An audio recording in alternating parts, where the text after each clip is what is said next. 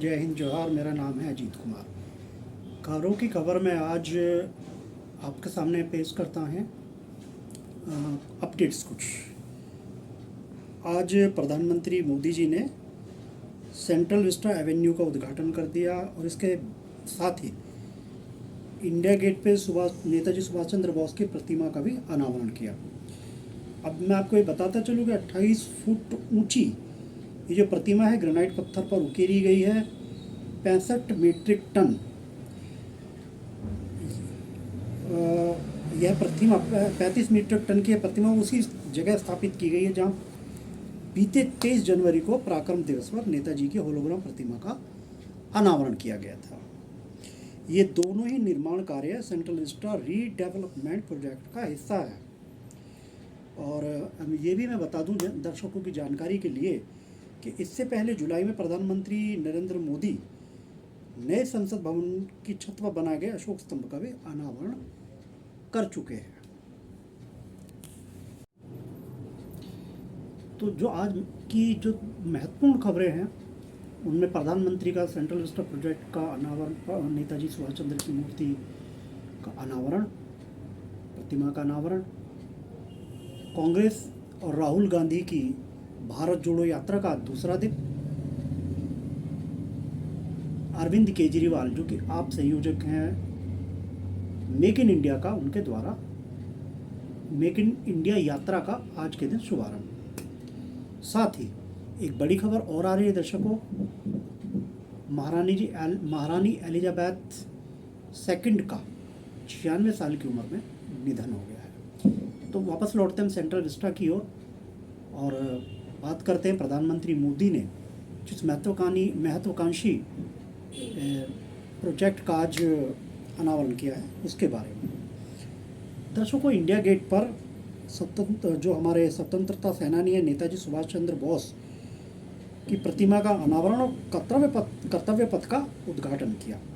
इस मौके पर उनके साथ थे केंद्रीय शहरी आवास मंत्री हरदीप पुरी, संसदीय कार्य मंत्री अर्जुन मेघवाल, संस्कृति मंत्री श्री कृष्ण रेड्डी वगैरह वगैरह। नेताजी सुभाष चंद्र बोस की प्रतिमा को उसी जगह पर स्थापित किया गया जहां इस साल की शुरुआत में पराक्रम दिवस पर 30 जनवरी को जो कि था वहीं पे उनके होलोग्राम का वहाँ पे अनावरण किया था। उसी जगह पे आज उसका प्रतिमा का अनावरण किया गया है। तो अब मोदी जी ने इस पर क्या कहा।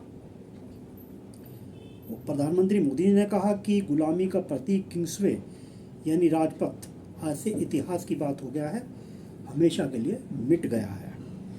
आज कर्तव्य पथ के रूप में नए इतिहास का सर्जन हुआ है। मैं सभी देशवासियों को आज़ादी के इस अमृत काल में गुलामी की एक और पहचान से मुक्ति के लिए बहुत बहुत बधाई देता हूँ। आज के इस ऐतिहासिक कार्यक्रम पर पूरे देश की दृष्टि है। सभी देशवासी इस समय इस कार्यक्रम से जुड़े हुए हैं। मैं इस ऐतिहासिक क्षण के लिए साक्षी बने रहे सभी देशवासियों का हृदय से स्वागत करता हूँ, ऐसा प्रधानमंत्री मोदी जी ने अपने संबोधन में कहा। बहुत सारी महत्वपूर्ण बातें, घटनाएं वहाँ पर घटित हुई। जैसा कि देखने सुनने में आया, प्रधानमंत्री मोदी ने जिन श्रमिकों ने, कलाकारों ने वहाँ पर काम किया था उनके पास गए, आत्मीयता से उनसे मिलते नजर आए, उनसे बातचीत की, उनका दुख दर्द बांटा। सुनने में आया है कि वो लोग बेहद खुश हैं। ऐसा सुना जा रहा है कि श्रमिकों ने कहा कि ऐतिहासिक क्षण है, गौरवशाली क्षण है। तो कुल मिलाकर ये तो बात रही सेंट्रल विस्टा प्रोजेक्ट की और नेताजी सुभाष। तो अगली खबर में दर्शकों आज बात कर रहे हैं कांग्रेस की भारत जोड़ो यात्रा, जो कि राहुल गांधी के लिए और कांग्रेस के लिए, दोनों के लिए पुनर्जीवित और स्वयं को दिखाने के लिए कि हम लोग अभी भी, कांग्रेस अभी भी मौजूद है, राहुल गांधी अभी भी काबिलियत रखते हैं, यह जताने के लिए कांग्रेस के लिए आवश्यक भी ये यात्रा थी दर्शकों।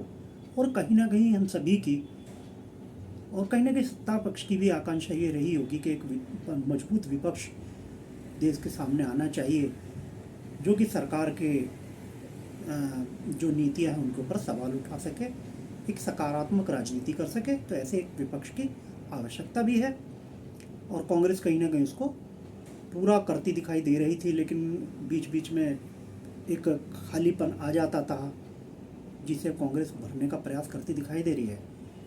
भारत जोड़ो यात्रा के द्वारा ध्यान रखना होगा, भारत जोड़ो यात्रा आखिर कितना कामयाब होती है। हालांकि सिविल सोसाइटी के लोगों को उनको समर्थन मिल रहा है जगह जगह से, जो कि सोशल मीडिया पे उनके द्वारा वायरल की गई वीडियो उनके द्वारा दिखाई दे रहा है कि राहुल गांधी के साथ तमाम तरह के नेता, कार्यकर्ता, आमजन वो जुड़ता जा रहा है। लेकिन ये भीड़ भाड़, ये सारी चीज़ें, शोर शराबा सब तो हम पिछले 8 सालों से देखते आ रहे हैं। लेकिन चुनाव के समय, कहीं ना कहीं चुनाव के समय ये जो भीड़ है, ये वोट देने कितना जाती है ये तो देखने वाली बात होगी। फिलहाल बात करें भारत जोड़ो यात्रा की, तो आज वो उसका दूसरा दिन था। सुबह 7 बजे कन्याकुमारी के अगस्तीस्वरम से शुरू हो गई यात्रा और नगर कोइल तक ये हुई। इसके बाद राहुल गांधी महिला एक्टिविस्ट और दलित एक्टिविस्ट से भी उनसे मुलाकात की और केंद्र पर निशाना भी साधा। वहीं सोनिया गांधी ने कहा कि भारत जोड़ो यात्रा महान विरासत वाली हमारी महान पार्टी कांग्रेस के लिए ऐतिहासिक अवसर है। मुझे विश्वास है कि इससे हमारे संगठन का कायाकल्प होगा। भारतीय राजनीति के लिए यह पल परिवर्तनकारी साबित होगा। इससे पहले राहुल गांधी ने बुधवार को 3570 किलोमीटर की भारत जोड़ो यात्रा की शुरुआत की थी।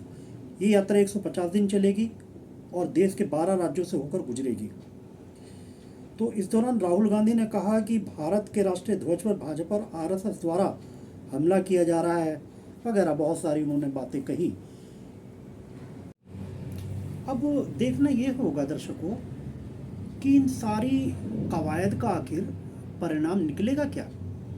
एक तरफ बिहार के मुख्यमंत्री जो कि बीजेपी के साथ गठबंधन में बिहार में सरकार बनाए बैठे थे, अब आरजेडी के साथ हाथ मिला चुके हैं और आरजेडी कांग्रेस के साथ गठबंधन करके वो बिहार में सरकार चला रहे हैं। नीतीश कुमार दिल्ली में विपक्ष के नेताओं से मुलाकात कर रहे हैं और उनमें विपक्षी एकता का प्रयास कर रहे हैं। और एक तरफ जहां जेडीयू कोशिश कर रहा है कि नीतीश कुमार को प्रधानमंत्री के रूप में प्रोजेक्ट करे, दूसरी तरफ दिल्ली की एक पार्टी वो अपने नेता को प्रोजेक्ट कर रही है कि हम प्रधानमंत्री, हमारा नेता बन सकता है। हालांकि जैसे कि मैंने कल कहा, उनके पास लोकसभा में एक भी सांसद नहीं है। ये तो मुझे उनका कुछ बड़पोलापन लगता है। अनुभवी नीतीश कुमार के सामने कहीं ना कहीं उनका कद तो बहुत छोटा है और राहुल गांधी के सामने तो कहीं वो फिलहाल तो है नहीं उनकी, जो जितना वो बता रहे हैं अपने आप को।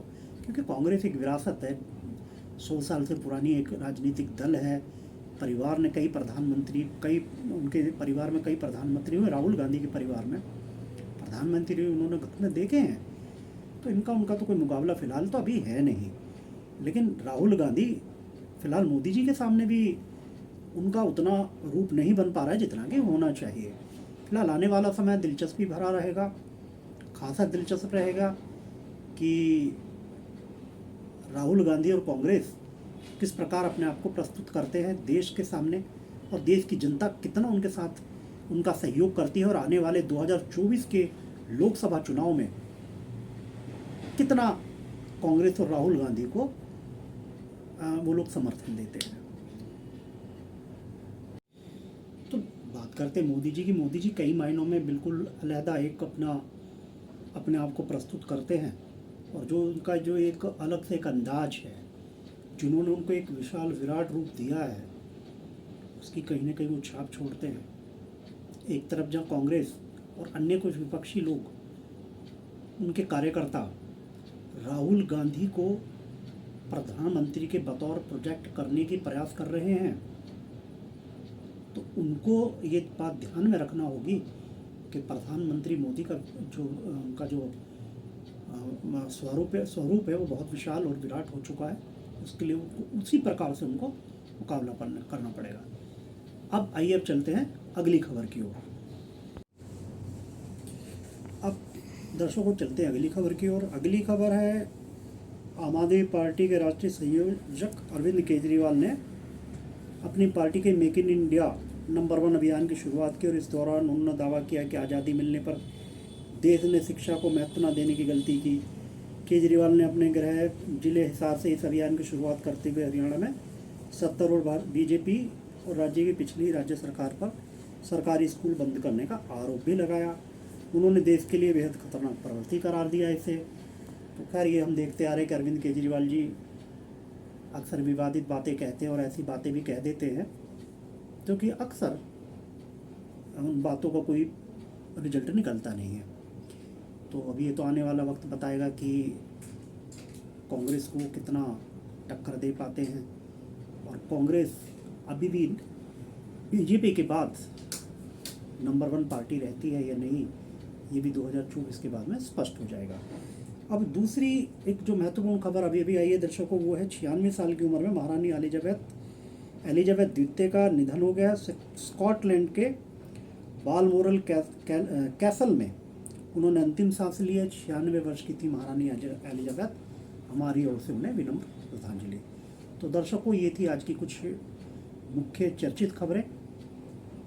कल फिर आपके सामने हाजिर होंगे, तब तक के लिए आज्ञा दीजिए। नमस्कार, जय हिंद।